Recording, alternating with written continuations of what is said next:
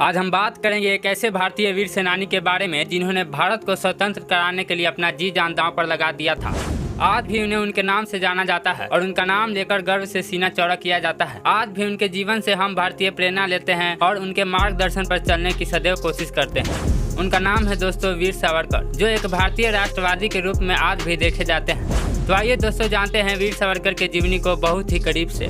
और एक बात आपको बता दें कि इस वीडियो को बनाने का श्रेय मेरे एक सब्सक्राइबर को जाता है, जिन्होंने कमेंट किया था कि सर वीर सावरकर जी के जीवनी के बारे में वीडियो बनाइए। इसलिए आप लोगों से भी अनुरोध है कि आप भी किसी महान व्यक्ति के बारे में जानना चाहते हैं तो कमेंट जरूर करें। तो चलिए आज के ये मजेदार वीडियो को स्टार्ट करते हैं। वीर सावरकर जी भारत की आज़ादी के संघर्ष में एक महान ऐतिहासिक क्रांतिकारी थे। वह एक महान वक्ता, विद्वान, विपुल लेखक, इतिहासकार, कवि, दार्शनिक और सामाजिक कार्यकर्ता थे। वीर सावरकर जी का वास्तविक नाम विनायक दामोदर सावरकर था। उनका जन्म 28 मई 1883 को महाराष्ट्र में नासिक के समीप भागपुर गांव में हुआ था। उनके माता का नाम यशोदा सावरकर और पिता का नाम दामोदर सावरकर था और इनके दो भाई थे जिनका नाम गणेश और नारायण सावरकर था। उनकी एक बहन भी थी जिनका नाम मैनाबाई था। अब दोस्तों बात करते हैं वीर सावरकर जी का प्रारंभिक जीवन के बारे में। वीर सावरकर जब बहुत ही कम उम्र के थे तभी उनके माता पिता की मृत्यु हो गई थी। उनके एक बड़े भाई थे जिन्होंने उन्हें पाला पोसा और उनके जीवन को एक सही मार्गदर्शन दिया। बचपन से ही देशभक्ति भाव मन में लिए सावरकर ने अपने भाई बहन के साथ अपना बचपन बिताया। उन्होंने अपने जीवन का पहला वीर परचम तो 12 साल की उम्र में ही लहरा दिया था, जब सावरकर ने एक छात्रों के समूह से मुसलमानों की भीड़ में भगा दिया, जिन्होंने पूरे शहर में अफरा तफरी मचा रखी थी। उनके उस साहस और बहादुरी के लिए बहुत प्रशंसा हुई और बाद में उन्हें वीर व्यक्ति का नाम दिया गया और तभी से उन्हें वीर दामोदर सावरकर कहा जाने लगा। बचपन से ही देश के लिए कुछ करने की लगन ने उन्हें क्रांतिकारी युवा बना दिया। उनके इस कदम में उनके बड़े भाई गणेश ने महत्वपूर्ण भूमिका निभाई। वे एक युवा खिलाड़ी के रूप में सबके सामने उभर कर आए। धीरे धीरे उन्होंने युवा समूह का आयोजन किया, जिसे बाद में मित्र मेला का नाम दिया गया। तो चलिए दोस्तों अब बात करते हैं वीर सावरकर जी के शिक्षा के बारे में। वे क्रांतिकारी गतिविधियों के लिए सदैव तत्पर रहा करते थे, जिसमें भाग लेने के लिए उन्होंने अपना एक खुद का संगठन बना लिया, क्योंकि अपने जीवन में बहुत बड़े बड़े क्रांतिकारी नेता जैसे लाला लाजपत राय, बाल गंगाधर तिलक और बिपिन चंद्र पाल से बहुत ज्यादा प्रेरित थे। क्रांतिकारी गतिविधियों को चालू रखते हुए उन्होंने फर्ग्यूसन कॉलेज में दाखिला लिया और अपनी डिग्री पूरी कर ली। उन्होंने अपनी पढ़ाई में बहुत अच्छे अंकों से पास होकर कॉलेज की छात्रवृत्ति प्राप्त की। छात्रवृत्ति के अनुसार उन्हें आगे की पढ़ाई के लिए इंग्लैंड जाने का प्रस्ताव मिला। उन्हें आगे की कानून की पढ़ाई पूरी करने के लिए उन्हें सामाजिक कृष्ण वर्मा ने उनकी मदद की और उन्हें आगे की पढ़ाई के लिए इंग्लैंड भेज दिया। इंग्लैंड में जाकर उन्होंने मन लगाकर पढ़ाई तो की थी, लेकिन साथ ही उत्तरी लंदन में एक छात्र निवास में रहते हुए उन्होंने वहां पर रहने वाले सभी भारतीय छात्रों को प्रेरणा दी और फ्री इंडिया सोसाइटी नामक एक संगठन का निर्माण कर लिया। वीर सावरकर ने उन छात्रों को भी अंग्रेजी सरकार से स्वतंत्रता के लिए प्रेरणा दी थी। अब दोस्तों बात करते हैं वीर सावरकर जी के वैवाहिक जीवन के बारे में। वीर सावरकर जी का विवाह यमुना बाई के साथ हुआ था।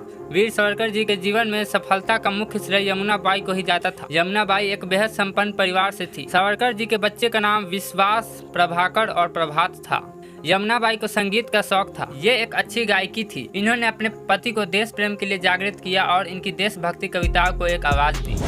वीर सावरकर एक ऐसा नाम जो एक राजनीतिक दल और राष्ट्रवादी संगठन हिंदू महासभा के प्रमुख सदस्य रहकर अपने सभी कर्तव्यों को भली भांति निभाते रहे। वे पेशे से तो वकील थे, लेकिन अपने जीवन के अनुभव से वे एक भावुक लेखक के रूप में उभर कर आए। उन्होंने कई सारी कविताओं और नाटकों को अपने शब्दों में व्यक्त किया। उनके लेखन ने सदैव ही लोगों को हिंदुत्व और राष्ट्रवाद की ओर जाने के लिए प्रेरणा भरे संदेशों से हमेशा ही लोगों को सामाजिक और राजनीतिक एकता के बारे में समझाते रहते थे। अब बात करते हैं वीर सावरकर द्वारा लिखी गई पुस्तक के बारे में। 1857 के विद्रोह के गुरिल्ला युद्ध के बारे में उन्होंने इतना गहन विचार किया कि उस युद्ध पर एक किताब लिख डाली। उस किताब का नाम the history of the war of the Indian independence रखा गया था। उनकी इस किताब को देखकर अंग्रेजी सरकार के बीच खलबली मच गई, इसलिए अंग्रेजी सरकार ने इस किताब पर प्रतिबंध लगा दिया। इसके बावजूद भी यह किताब बहुत लोकप्रिय हुई। बाद में उन्होंने अपने दोस्तों के बीच इस किताब को बांट दिया। इसके अलावा उन्होंने एक और किताब लिखी जिसका नाम था सिपोई म्यूटिनी, जिसमें उन्होंने स्वतंत्रता प्राप्ति के लिए किए जा रहे युद्ध की कहानी लिखी। इस किताब को भी बड़ी सफलता मिली। इसे कई भाषाओं में प्रसारित किया गया। उन्होंने ब्रिटेन में एक समान विचारधारा के लोगों का समूह बनाया। उनकी इन गतिविधियों को देखकर ये पुलिस की नजरों में आ गए। 13 मार्च 1910 को ये लंदन में गिरफ्तार कर लिए गए और उन्हें भारत भेजा गया। जब इन्हें जहाज से भारत लाया जा रहा था तब ये जहाज से छिपकर निकलकर पानी में चले गए और बेहद ठंडे पानी में तैरकर किनारों तक पहुंचे। यहाँ उन्होंने अपने कुछ मित्रों को पहले से ही आने को कहा था, लेकिन उन्हें आने में देरी हो गई और सावरकर दोबारा पकड़ लिए गए। उन्हें अपराधी ठहराते हुए उनके खिलाफ अदालत ने केस दर्ज कराया गया, जिसकी सुनवाई के लिए उन्हें मुंबई भेज दिया गया। वहाँ पर उन्हें 50 साल की सजा सुनाई गई। उनकी सजा के लिए उन्हें 4 जुलाई 1911 को अंडमान निकोबार द्वीप समूह में काला पानी की सजा के तौर पर सेलुलर जेल में बंद कर दिया गया। उस सजा के दौरान लगातार उन्हें प्रताड़ना का सामना करना पड़ा, लेकिन फिर भी उन्होंने हार नहीं मानी। उन्होंने जैक्सन नाम के एक कलेक्टर का खून कर दिया था, जो कि महाराष्ट्र राज्य के नासिक जिले में कार्यरत था। अप्रैल 1911 को इन्हें काला पानी के कठिन कारावास दिया गया। इन्हें जेल के तीसरे तल के एक बहुत छोटे से कमरे में रखा गया था।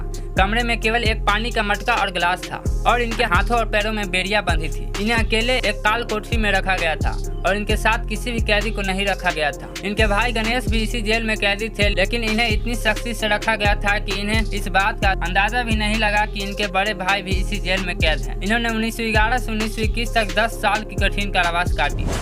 जब वीर सावरकर को काला पानी की सजा हुई थी, तब उन्होंने अंग्रेजी सरकार के सामने एक याचिका दी थी, जिसमें उन्होंने कहा था कि यदि उन्हें छोड़ दिया जाए तो वे भारत के स्वतंत्रता संग्राम आंदोलन से अलग हो जाएंगे और ब्रिटिश सरकार के प्रति एकदम वफादार रहेंगे। और जब वे अपनी सजा पूरी करके जेल से बाहर निकले, तब उन्होंने अपने वादे को तोड़ा नहीं और वे किसी भी क्रांतिकारी गतिविधि में शामिल नहीं हुए। हालांकि इस माफीनामा का सच क्या है, इसकी जानकारी किसी को भी नहीं है, क्योंकि इसका कोई भी रिकॉर्ड नहीं है। विवाद इसलिए होता रहा है क्योंकि केंद्र सरकार वीर सावरकर को भारत रत्न देना चाहती है, लेकिन कांग्रेस द्वारा केंद्र सरकार के ऊपर यह हर बार निशाना साधा गया है कि वीर सावरकर भारत रत्न के काबिल नहीं है। इस मुद्दे पर कई बार काफी विवाद भी हुआ है। जेल के दौरान वहां पर रहने वाले कैदियों को उन्होंने पढ़ना लिखना शुरू कर दिया और अपने समय का सदुपयोग करना आरंभ कर दिया।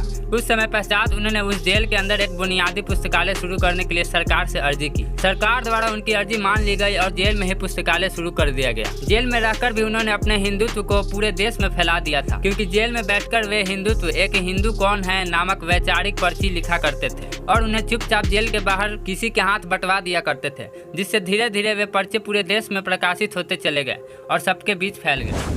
सावरकर के समर्थकों ने उनका बहुत सहयोग दिया और हिंदुत्व से कई हिंदुओं को अपनी ओर आकर्षित करके प्रेरित किए कि वे भारतवर्ष के एक ऐसे देशभक्त बने जो सब धर्मों को एक समान माने। वे खुद को हिंदू कहलवाने में बहुत गर्व महसूस करते थे। उन्होंने सदैव अपनी एक राजनीतिक और सांस्कृतिक पहचान बना ली, जिसे वे हिंदू के रूप में देखा करते थे। उन्होंने सदैव हिंदू, बौद्ध, जैन और से धर्म के एकीकरण के लिए उपदेश दिए। मुसलमान और ईसाई लोग उनके खिलाफ थे, क्योंकि उन्होंने मुसलमानों और ईसाइयों के अस्तित्व का कभी भी समर्थन नहीं दिया।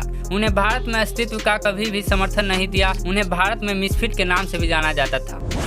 दोस्तों, एक और बात मैं आपको बता दूं कि वीर सावरकर गांधी जी के काफी विरोधी थे। वे भारत देश के हिंदुत्व की ओर ले जाना चाहते थे, जबकि महात्मा गांधी और भारतीय राष्ट्रीय कांग्रेस इनके घोर आलोचक थे। उन्होंने गांधी जी की अपनाई गई मुख्य गतिविधियों का विरोध किया, जिसमें से भारत छोड़ो आंदोलन महत्वपूर्ण गतिविधि रही। सावरकर कभी भी नहीं चाहते थे कि भारत को 2 राष्ट्रों में बांट दिया जाए, इसलिए वे विभाजन के लिए कभी भी सहयोग में नहीं रहे। वे गांधी जी की किसी भी बात से सहमत नहीं हुआ करते थे। उन्होंने खिलाफत आंदोलन के दौरान मुसलमानों के साथ तुष्टीकरण किया कि महात्मा गांधी की नीति है आलोचना की। उनके द्वारा लिखे गए कई लेखों में तो ऐसा भी कहा गया है कि गांधी जी को वे पाखंडी कहा करते थे और साथ ही वे गांधी जी के बारे में यह कहते थे कि वे अपरिपक्व मुखिया है, जिन्होंने छोटी सोच रखते हुए देश का सर्वनाश कर दिया। देश की स्वतंत्रता प्राप्ति के बाद गांधी जी की हत्या कर दी गई थी। यह देश के लिए एक बहुत ही दुखद घड़ी थी और इस घटना के 2 मुख्य आरोपी थे, एक नाथूराम गोडसे और दूसरे नारायण काप्टे। ये दोनों ही आरोपी वीर सावरकर के साथ अक्सर दौरा किया करते थे। जब गांधी जी की हत्या की गई, तब सावरकर के घर में भी काफी पत्थरबाजी की गई और उनके विरोध में नारे लगाए गए और उन्हें गिरफ्तार भी किया गया, लेकिन इन्होंने कहा कि वे इस अपराध में शामिल नहीं हैं और उन्हें इस बात का कोई अंदाजा भी नहीं है।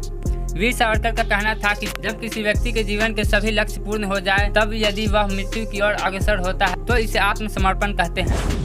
सावरकर जी देश की स्वतंत्रता प्राप्ति से बहुत प्रसन्न थे। वे अपने जीवन के सभी लक्ष्यों को प्राप्त कर चुके थे। उन्होंने 3 फरवरी 1966 को अन्न जल त्याग दिया और अपने चिकित्सक को कोई भी उपचार न देने का अनुरोध किया और 26 फरवरी 1966 को करीब 11 बजे अपना देह त्याग दिया और मृत्यु को प्राप्त हुए।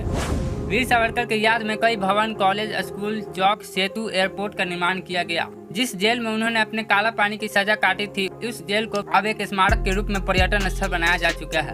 यह स्मारक अंडमान में स्थित है और लोग इसे देखने के लिए दूर दूर से आते हैं। सलाम है हमारे देश के ऐसे क्रांतिकारी को जिन्होंने अपने देश की स्वतंत्रता के लिए 10 साल काला पानी की कठोर कारावास की सजा भुगती। वीर सावरकर जो देश के एक ऐसे नेता थे जिन्होंने राजनीति के साथ साथ संस्कृति को भी अपने जीवन में महत्वपूर्ण स्थान दिया। यहाँ तक कि हिंदुत्व की रक्षा के लिए उन्होंने स्वयं ही आत्मसमर्पण करके खुद को भारत के इतिहास में एक महत्वपूर्ण स्थान प्रदान किया। उनका जीवन बेहद प्रेरणादायक जीवन है, जिनसे हमें सदैव प्रेरणा लेते रहना चाहिए।